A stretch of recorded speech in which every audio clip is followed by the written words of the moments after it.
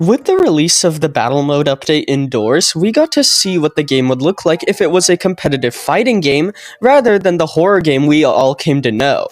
Now, that's cool and all, but you know what would be cooler? More features. I love Battle Mode, and I think it would be cool if even more stuff unique to this game mode specifically was added. And since all the developers are sick because they went to RDC, I've given myself the task of creating 4 new features for the game mode, ranging from new mechanics to new items. In fact, with these concepts, you'll be able to weaponize entities against other players. How cool does that sound? In this video, I'll be going over all of my secret concepts for the new Doors battle mode. And let me just say, I can definitely tell some of you may not be expecting what a few of these things are. We have got a lot to discuss today. So, with all of that being said, let's begin. Alright, so the very first new concept I've created for battle mode is actually a new item, and that is the tactical giggle. Like I said in this intro, some of these concepts allow you to use entities in the game to your advantage, allowing you to weaponize them to target other players whilst keeping you totally safe. The tactical giggle, in simple terms, basically allows the player to spawn and inflict a giggle onto anyone they desire. Rarely, throughout a battle mode round, players can find a tactical giggle just floating around one of the rooms, much like all the other items, and it can also be obtained through another method I'll mention later.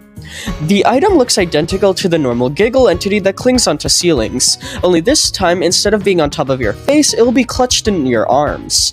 The tactical giggle is a ranged projectile, so it can be thrown onto other players, and when it does, it'll latch onto the targeted player's face and stun them, exactly like how being attacked by a normal giggle works.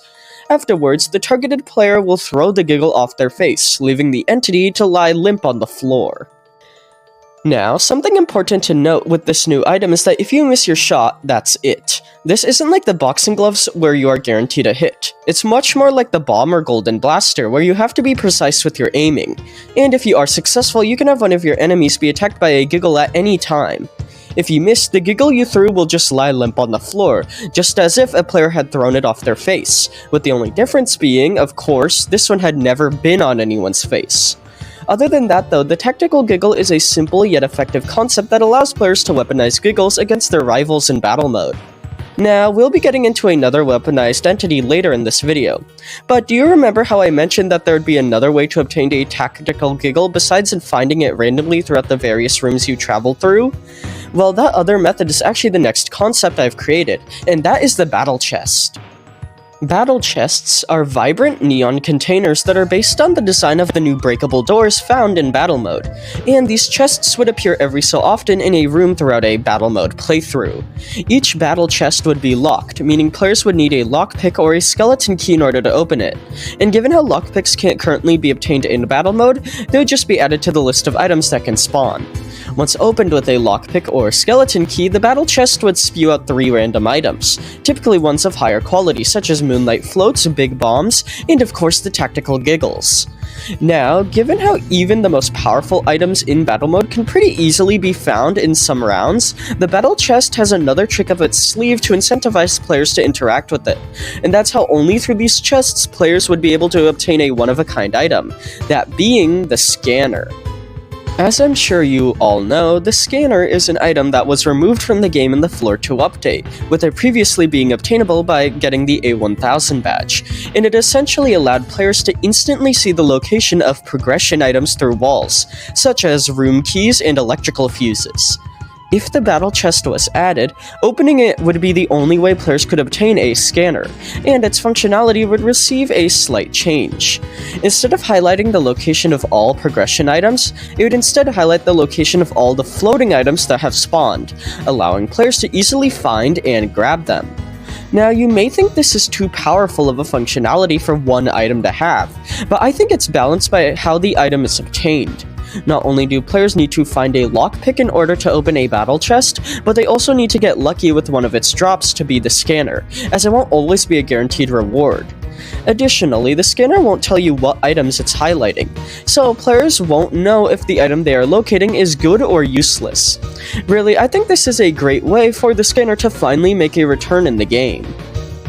Moving on though, the next concept feature I've created is the Rift Pad. Essentially, throughout a battle mode playthrough, you can come across booster pads on the floor, which apply a status effect when stepped on.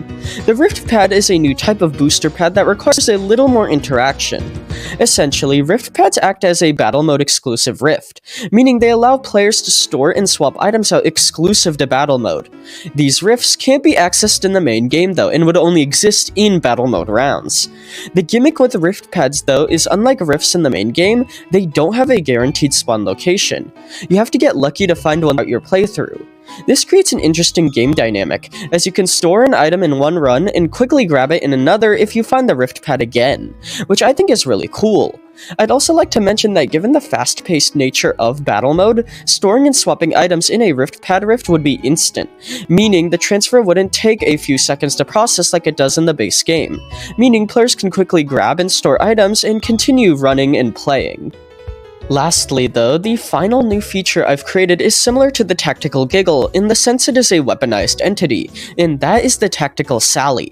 Rarely throughout your playthrough, you can find a Tactical Sally either in a random room or as a drop from a battle chest, and it too is a ranged projectile. When launched at another player, the targeted player will receive Sally's jump scare, and alongside the item they are holding will be stolen and transported to your inventory. You can essentially use this item to steal other items from players, and if the targeted player isn't holding anything when Sally hits them, then a random item from their inventory will be provided to the one who threw the Tactical Sally. Of course, if the targeted player doesn't have anything in their inventory, then the Tactical Sally is useless, and it's even more useless if you throw Sally and miss your target. As much like the Tactical Giggle, once the item is used, it won't come back. Really, I just think it would be cool if you could steal items from other players every now and then. And given how Sally functions in the base game, I think it'd be really cool to reuse that functionality with this new item. So, to summarize, although I do really like battle mode, it wouldn't hurt if more features were implemented into it to spice up the gameplay. So I created 4 new concepts for the game mode.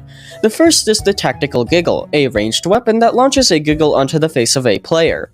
The second is the Battle Chest, a locked container that once opened, grants players 3 powerful items, including the one-of-a-kind tablet with the ability to pinpoint the location of all items in the game. The third is the Rift Pad, a new booster pad that allows players to quickly store and swap items if they need to, with the added gimmick of having unpredictable spawning locations. The last concept is the Tactical Sally item, which when thrown steals an item from the targeted player and grants it to you, which can prove to be quite useful. So, with all of that being said, let me know in the comments what you think of these new concepts, as well as if you have any of your own that you would like to be added to battle mode.